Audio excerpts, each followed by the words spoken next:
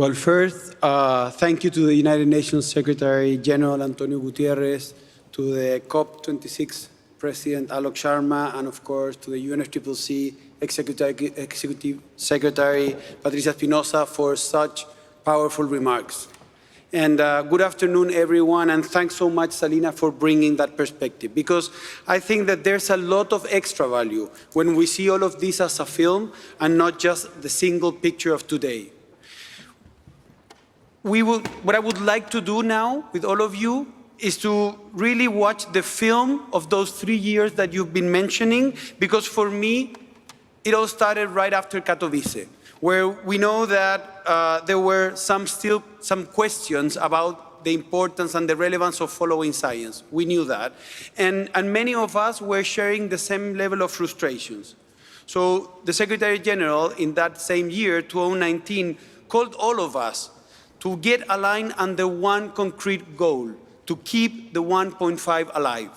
And that, with the leadership of the UNDP and the UNFCCC and Chile, that's why we launched the Climate Ambition Alliance that particular moment that was somehow the birth of the Race to Zero, putting together, in that case, commitments coming from states and also from non-state actors from all around the world, all of them committed to a net zero 2050 world.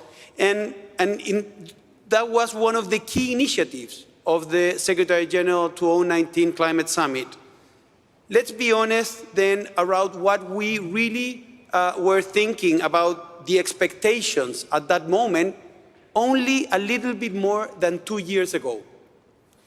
At that time, there were just a bunch of probably 10 companies globally committed to this trajectory, and we were trying at that time to bring another 10. During the summit, we were really proud with working with the UN Global Compact and their initiative, the Business Ambition for 1.5 initiative, of having achieved 97 companies joining this trajectory. So take a look. We've moved from an expectation of another 10 to having reached 97 to having now more than 5,000 companies from all around the world, all sizes, all regions, all sectors of the economy, all of them committed to a net zero 2050, but at the very latest. All of them setting, thank you, thanks to you.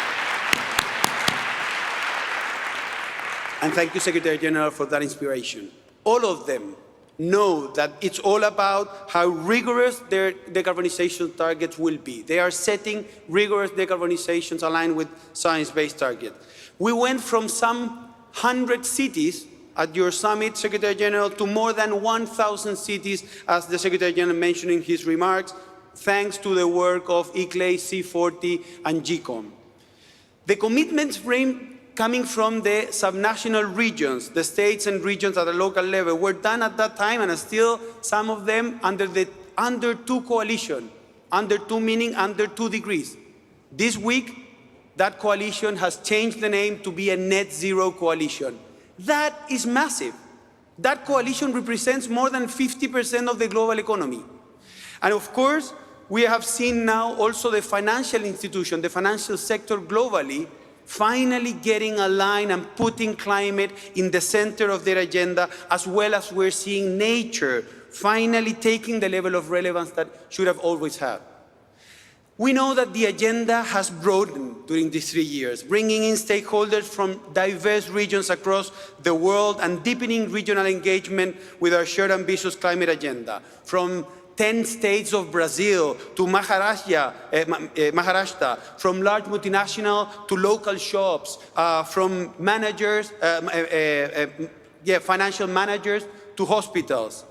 So while definitely net zero in less than 3 years has gone from extreme to mainstream, we know long-term goals are not enough. And we know that mitigation is not enough. That's why we launched the Race to Resilience, to work on building the resilience for 4 billion people in these decades towards 2030. And we've also positioned the Race to Zero with a concrete focus on halving the emissions by 2030 as the most important of the acts that we need to deliver when it comes to the private sector. So it was science that brought us here.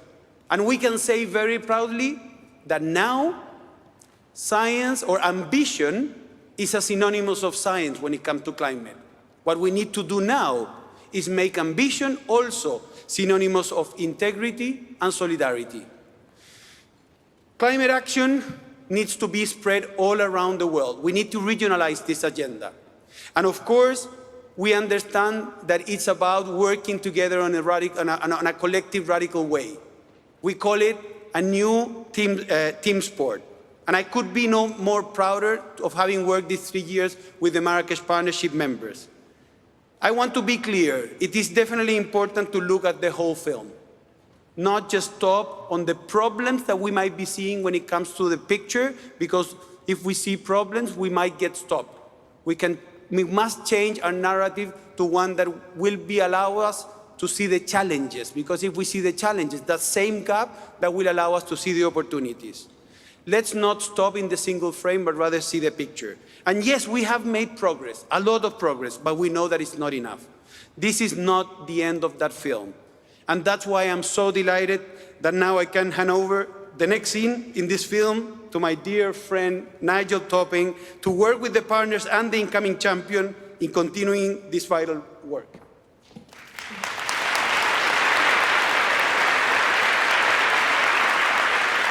Thank you.